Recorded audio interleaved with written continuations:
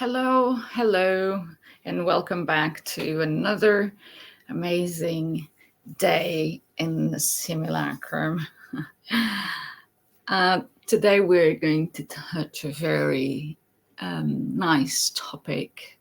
As you can see in the screen, we have nobody gets paid and nobody pays for anything ever. And we're going to touch on what are the facts of this statement. I hope you enjoy as much as I do at watching this and me doing this. But let's cue the intro then, shall we?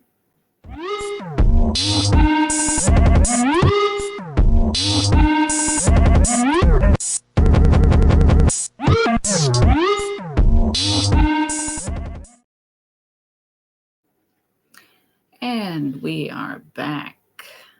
So, again, this is from Baron David Ward's affidavit, from the people that are coming to this just now. You can always go online and search for Baron David Ward affidavit. I will leave a link how to get into the website as well. You can find everything there.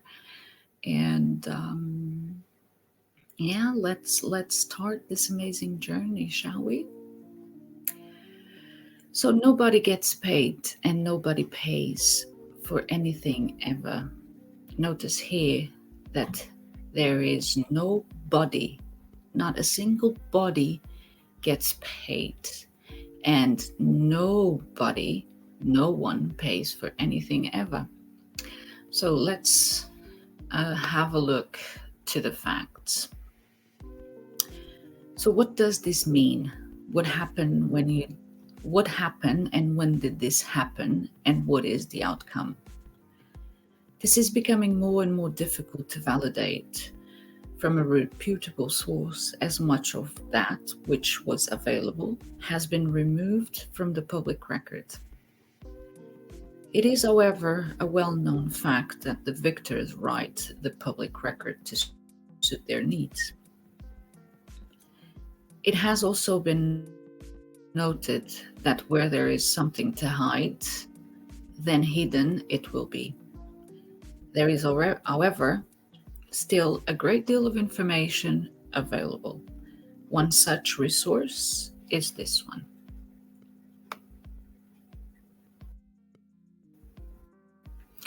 And it was published by E.P. Dutton and Co. Inc. By all accounts, this is the work of a young London University economist. A commentary on the book made by T.E. Gregory.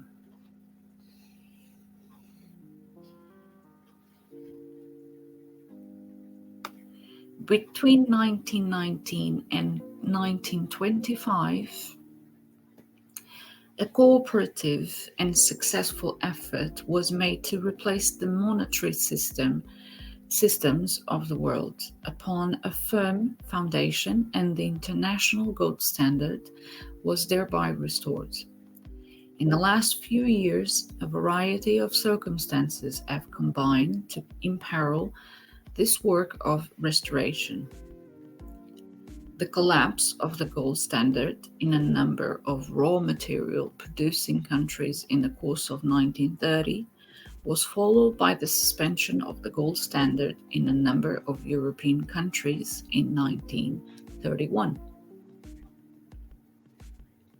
The most important country to be driven off was Great Britain, which had reverted to gold after the war by the gold standard.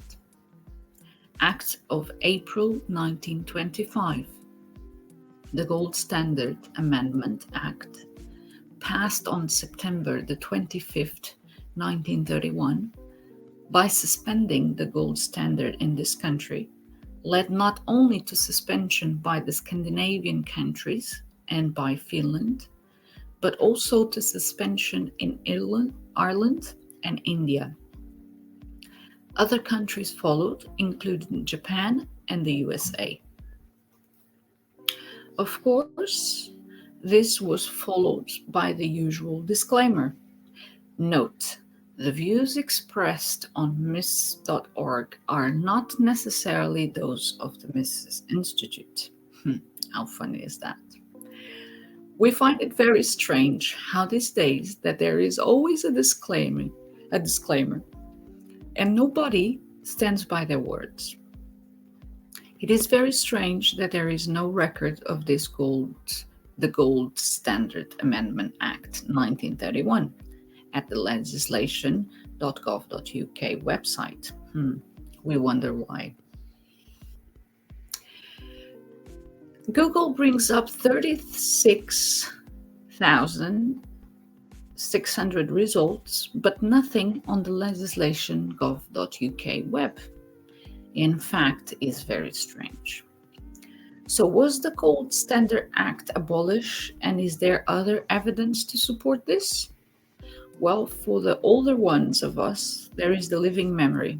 People used to get paid with gold sovereigns and silver coins. Imagine that. People used to get paid with real money. How absurd. Back in the day, and for thousands of years, merchants used to use real gold and silver coins to trade. Back in the day, the merchants would make use of the goldsmith's safe to keep their money safe in exchange for a cashier note to the value of what was deposited in the goldsmith's safe. So, what happened? Well, here is what happened. Fractional lending happened, where it was legalized by the government by agreement that the banks could lend more money in the form of banknotes than the bank had sufficient gold or money to support. A banknote is not money, my friends. A banknote has never been money, but a note supported by the money on deposit in the bank, the gold and silver.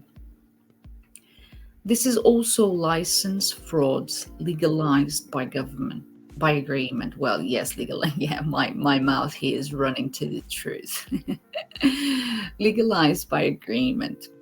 Fraud is still fraud, legalized or not. Fraud by agreement is still fraud. The banks do not have enough money on deposit to support the notes in circulation.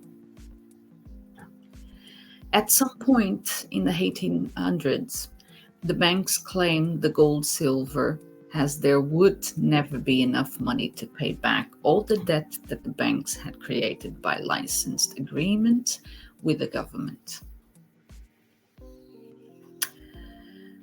So the facts are this.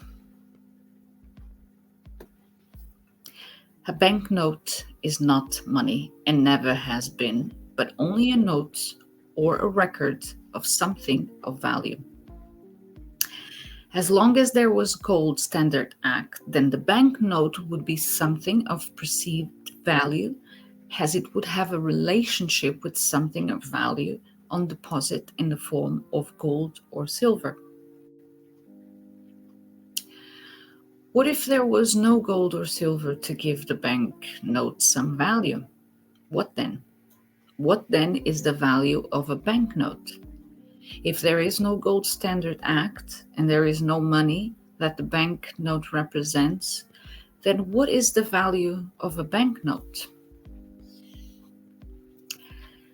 If there is no money to support the banknote, then the banknote is nothing more than a piece of paper with marks on it and of no value. It would be monopoly money. How can we show this to be factual? Well, it's simple. Come along with us, guys. Take some banknotes to the Bank of England. Walk up to the cashier and demand the money that the Bank of England promised to pay on demand. How easy is that? Don't be too surprised when the cashier looks at you strangely, and if you become insistent, then the bank's security will be summoned to remove you from the premises for disturbing the peace. Yes, we need peace at that establishment. We don't need you to just walk in full of yourself, knowing the facts. Would we need that? Of course not. So, how much proof do you need? There is a couple of guys that tried this. There was one in particular that I've watched, and he called the Bank of England, and he made his inquiries, and it was really funny to see how on the other side they were just wow, you know, uh, uh, no words of value came from those mouths as well. They were like always in circles and circles, because even the people that work in those establishments, they are clueless of what is really going on. What else do we have as evidence? Well, there is the Bills of Exchange Act of 1882. Why was there no Bills of Exchange Act before 1882, you may ask? Well, did we not need any Bills of Exchange Act before 1882? Why is this date significant? Well, it is. Could this be because the government went into the 11th chapter of insolvency prior to 1882 due to the fractional lending frauds? How about you take out a loan and then ask the bank to provide the source of the funds? Well, we could say the source. The sauce is also a very good.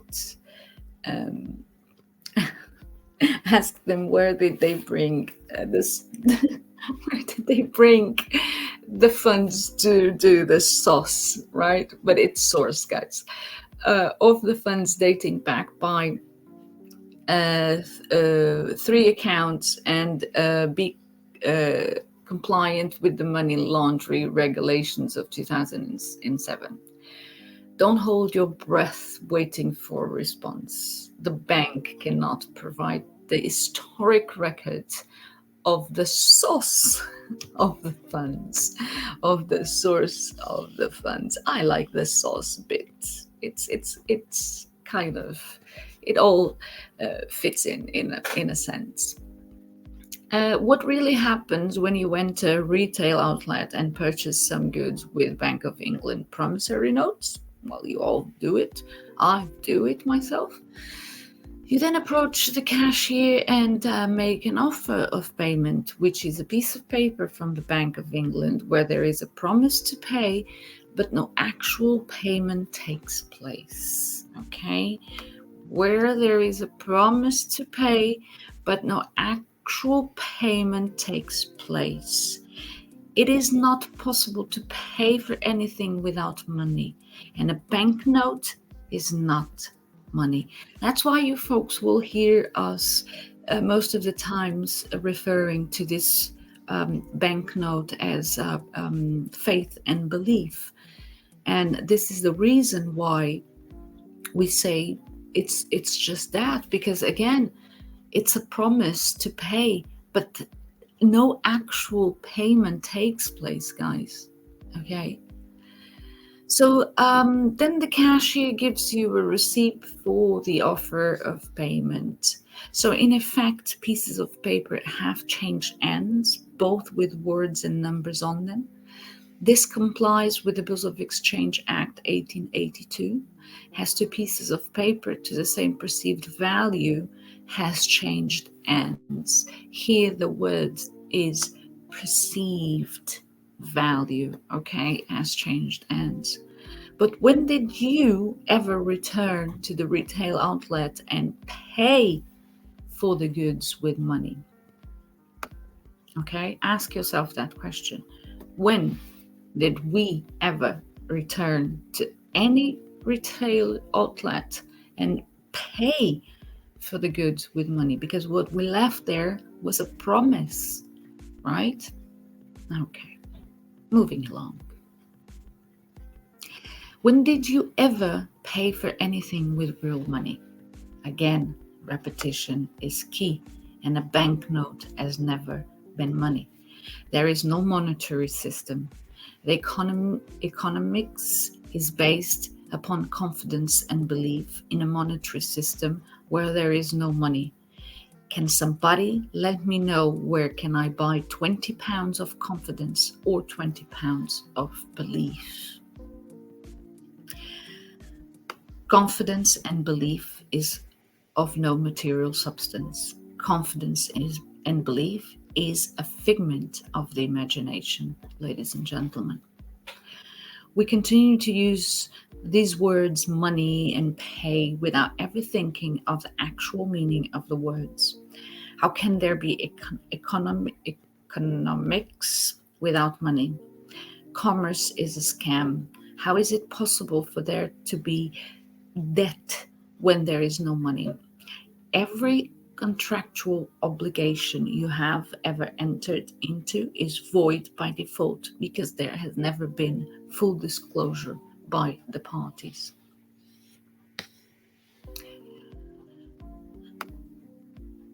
You work for pay, but you never get paid. There is no money to pay you, just banknotes that make promises that can never be kept. This is what we've been exchanging for thousands of years. Even when there was real money in the form of gold and silver coins, the weight of the silver coins adding up to 1 pound never weighed 1 pound.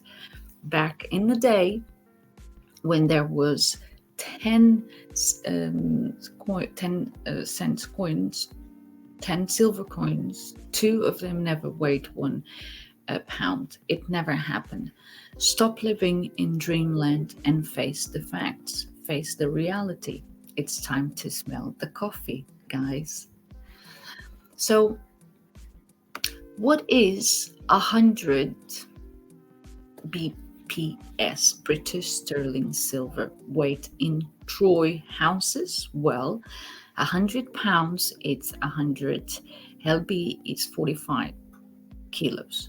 This is more than 25 kilos. It is greater than the deemed safe carrying weight under the health and safety at work, etc. The Act of 1974, where more than 25 kilos is a two-man lift. It never happened, ever. When are people going to wake up and smell the coffee beans? Face the facts. To be in a capitalistic society is to exploit another for personal gain. But there has never been any gain because you never get paid. The bankers and the politicians are going to be really pissed when they find out they got conned as well. 100 million is still nothing of value because there is no money. 100 times 0 equals 0. So these are the facts. Okay, even those people that are trying to teach you any of this, asking you for those promises to pay, yeah, they are conning themselves and they are conning you. Yeah, so it's up to you to really, really, really grasp the facts and understand what is really going on. And that's why we have this aversion. Well, I speak for myself. I have this aversion when I see people on the internet or even in some circles and saying, oh, if you give a contribution of faith and belief, of promissory notes, we can teach you this and we can teach you that. Will you? Will you? Or are you being conned yourself, not knowing what is it really going on? Just let that sink in and think about it. It could be said that I am making this all up as I go along. That may be true, but only maybe. It's a two-way street. The politicians and the bankers and the governments have been making it up as they go along for years, and nobody ever noticed. Somebody made it all up. So the real question is this. It is also true that where there is no physical material evidence to the contrary, then the obvious stands as fact. With the statement of the document containing the details of the obvious is then the document fact that cannot be challenged, as there is no material physical evidence to the contrary of the obvious.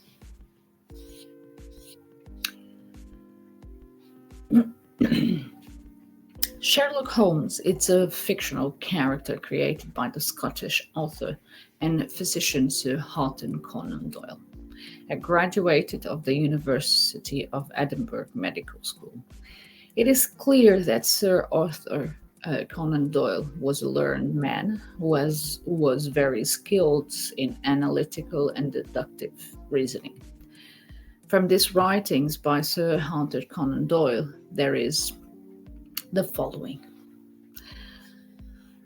A Study in Scarlet, 1886, Part 2, Chapter 7, page 83. In solving a problem of this sort, the grand thing is to be able to reason backward. That is a very useful accomplishment and a very easy one, but people do not practice it much. In everyday affairs of life, it is more useful to reason forward, and so the other comes to be neglected. There are 50 who can reason synthetically for one who can reason analytically. The Sign of the Four, 1890, is the second novel featuring Sherlock Holmes written by Sir Arthur Conan Doyle. When you have eliminated the impossible, whatever remains, however improbable, must be the truth. Where there is the lack of material evidence to support the claim, then is the claim being made not an act of fraud by the very fact that there is no material evidence to support the claim? The very lack of material physical evidence to support the claim is the material evidence that proves that the claim is fraud. In other words, it's the lack of that material evidence that proves that the claim is fraud, ladies and gentlemen. Let's consider the following. There are some fundamentals to be given consideration before an agreement or a contract is valid and enforceable. Let's look at those fundamentals, shall we? So we need full disclosure by the parties. If there is no full disclosure by the parties, then the agreement is void from the outset. There would not be any material physical evidence to any missing disclosure, but the absence of this material physical evidence is the evidence of the fraud. Agreed consideration by both parties. There must be a consideration by both parties. There must be material evidence of this consideration. Where banks are concerned, then this would be the record as to the source of the funds lent to the borrower. If the bank has not provided this material evidence of the source of the funds, then the bank have not given any consideration and cannot suffer a loss. There should be a signed agreement by both parties. Without the signature from both parties, then there is no material evidence to the agreement or contract. This needs to be compliant with the Companies Act 2006. Under the law of England and Wales or Northern Ireland, a document is executed by a company A, by the affixing of its common seal, or B, by signature in accordance with the following provisions. 2. A document is validly executed by a company if it is signed on behalf of the company A by two authorized signatories, or B, by a director of the company in the presence of a witness who attests the signature. Well, the very absence of the company bank seal or signatures from the company is the material evidence of the fact that their activities are fraudulent from the start. So the account holder signs the bank's loan contract or mortgage or credit card. The bank officer does not, so there is no agreement or contract.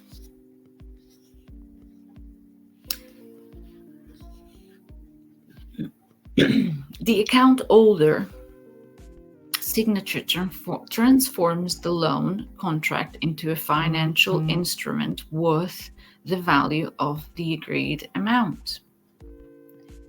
Now, the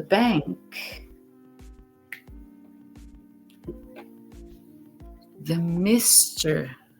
Bank fails to disclose to the account holder that the account holder created an asset, a financial instrument, an asset deposit with the bank by the account holder.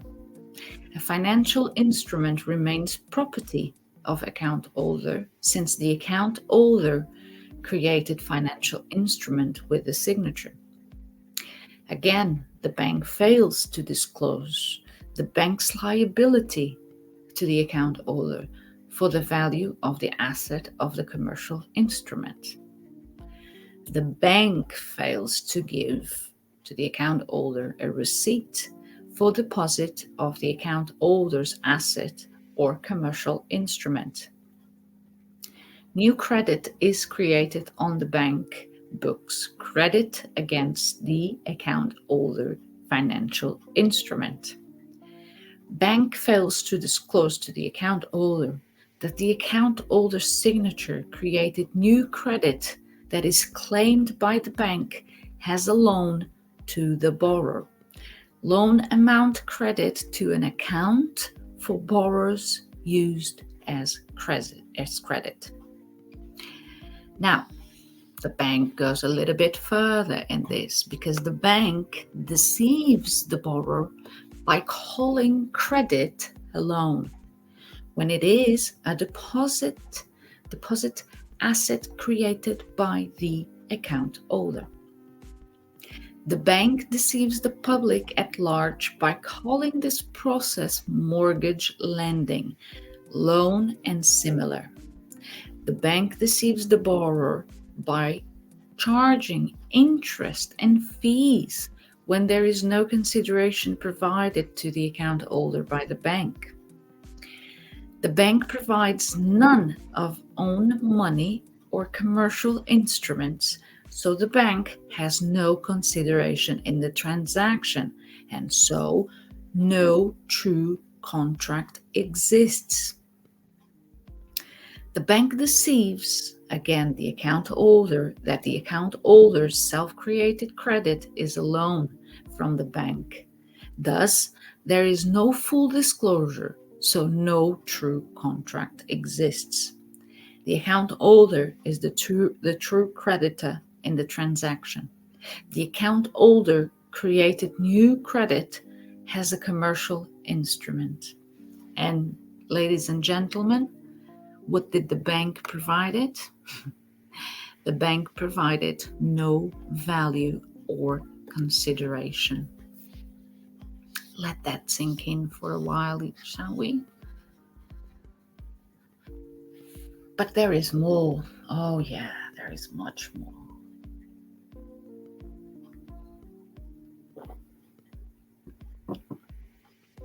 The bank deceives the account holder that the account holder is a debtor, not a creditor. The bank hides its liability by off-balance sheet accounting and only shows its debtor ledger in order to deceive the borrower and the court. The bank is licensed, I'm going to highlight this one. The bank is licensed by the government to commit actions that would otherwise be illegal. See banking fraud. The court is a sub-office of the same company. See Exhibit C, the material evidence of the fact. The court has an obligation to support actions licensed by the state.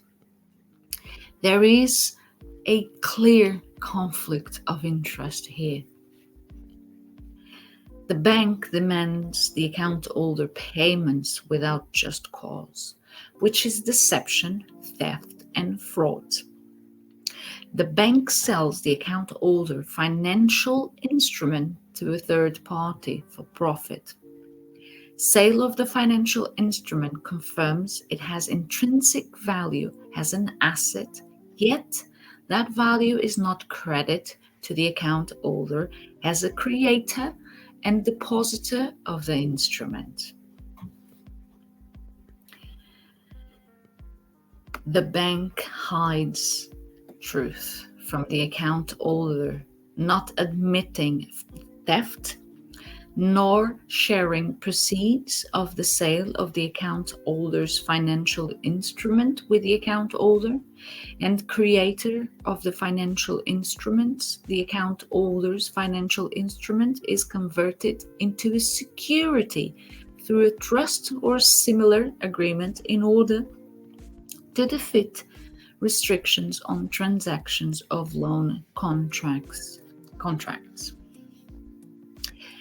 The security, including the loan contract, is sold to investors, despite the fact that such securitization is illegal. Bank is not the holder in due course of the loan contract. Only the holder in due course can claim on the loan contract. The bank deceives the account holder that the bank is holder in due course of the loan contract. The bank makes fraudulent charges to the account holder for loan payments which the bank has no lawful right to, since it is not the holder in due course of the loan contract. The bank advanced none of own money to the account holder, but only monetized account holder's signatures. The bank interest is usurious, based on there being no money provided to the account holder by the bank, so that any interest charge at all would be usurious. Thus, bank loan transactions are unconscionable. The bank has no true need for a mortgage over borrower's property, since the bank has no consideration, no risk, and no need for security. The bank exploits account holder by demanding a redundant and unjust mortgage. Bank deceives the account holder that the mortgage is needed as a security mortgage contract is a second financial instrument created by the account holder. Deposit of the mortgage contract is not credit to the account holder. The bank sells the account holder mortgage contract for profit without disclosure or share of proceeds to the account holder. The sale of the mortgage contract confirms it has intrinsic value as an asset, yet that value is not credited to the account holders as a creator and depositor of the mortgage contract. The bank continues to deceive the account holder that the bank is the holder in due course of the mortgage. The bank extorts unjust payments from the account holder under duress with threats of foreclosure. The bank steals, yes, my friends, they steal on so many levels. The bank steals account holder wealth by intimidating account holder to make unjust and fraudulent loan payments. The bank harasses account holder if account holder fails to make payments, threatening Legal recourse.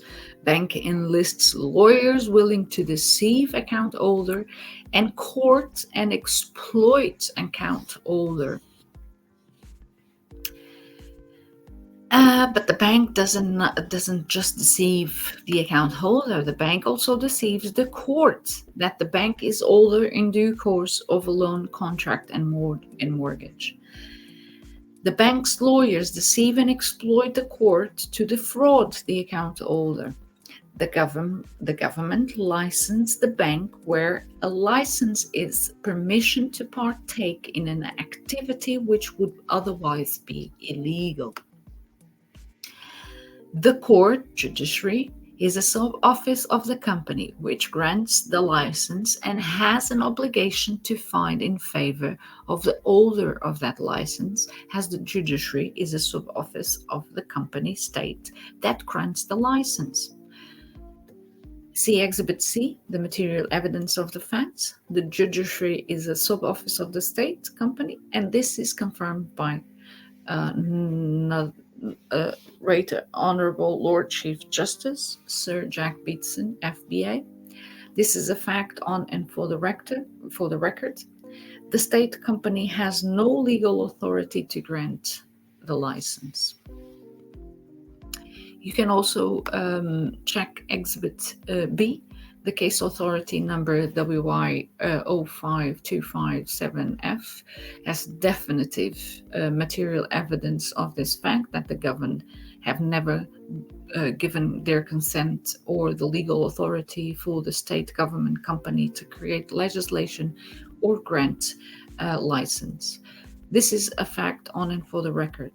The bank steals the account holder mortgage property with legal impunity. The bank holds account holder liable for any outstanding balance of original loan plus costs.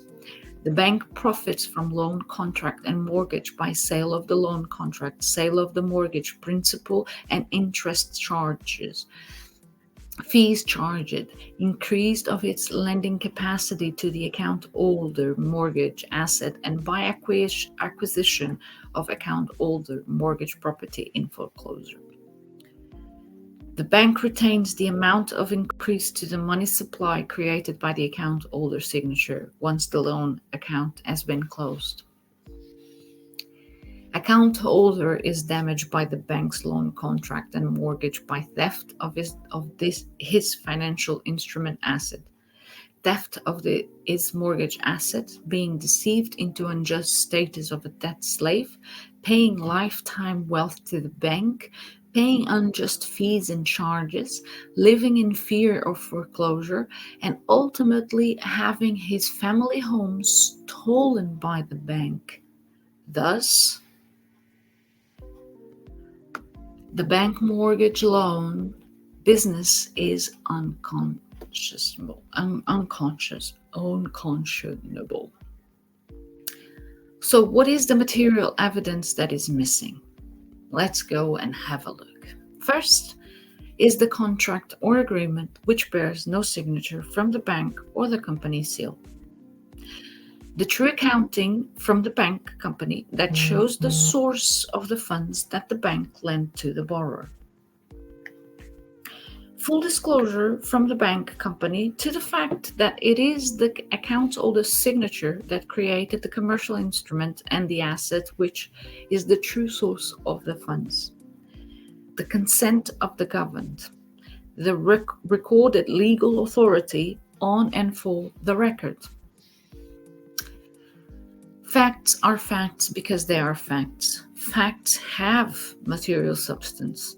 The material evidence of facts is something of material substance. When there is no material substance to the facts, then there is Bill and Ben making things up as they go along. These are the facts. This is the document evidence of the facts. It is the very lack of the material evidence to the contrary to this documented fact, which is the very evidence itself, where there can be no physical evidence presented as material evidence that the opposite is true, is by default the fact and fraud. We are all victims of the same criminal and intentional and unconscionable crime. This is inclusive but not limited to the lawyers, the barristers, the judges, the members of parliament, the banking staff, the police, the people of this land. Who is not a victim of this unconscionable crime? Who?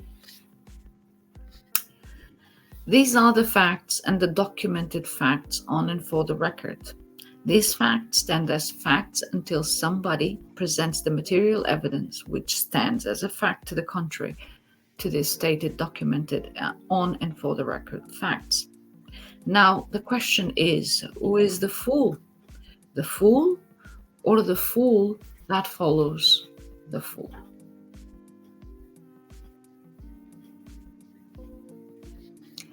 This is something, ladies and gentlemen, that we are dealing on a daily basis. This is what we have at this point in time. This is what we need to grasp and really understand, that we are all fools following the fool. Are we going to continue to be the fools, or are we going to act upon the facts? Are we going to start to make questions? Are we going to let this continue? Are we picking up this document and taking action, and not to believe in what is written there, but for yourself, call them, ask them questions, start taking action, and start digging. Even you can find more facts that we don't have here, but as long as you recall them, and as long as you are ready to start making the right questions and see it for yourself or hear it for yourself, that this has been it has to come to an end. And who's going to end it? Yeah, the ones that know the truth, because those are the ones who cannot continue to live like we used to live before without knowing. Now we know. So it's the time for us to take a stand and take action, ask questions. Well, I think this was a good one. I will leave it at that. I will probably bring, now that we established the foundation, I wanted to bring the foundation of this. This is where we are going to dig deeper into this, and we will see what we will come with more facts to your understanding, and to help you also to figure it out things as we are figuring it out ourselves. And thank you for listening. I'll see you in the next time.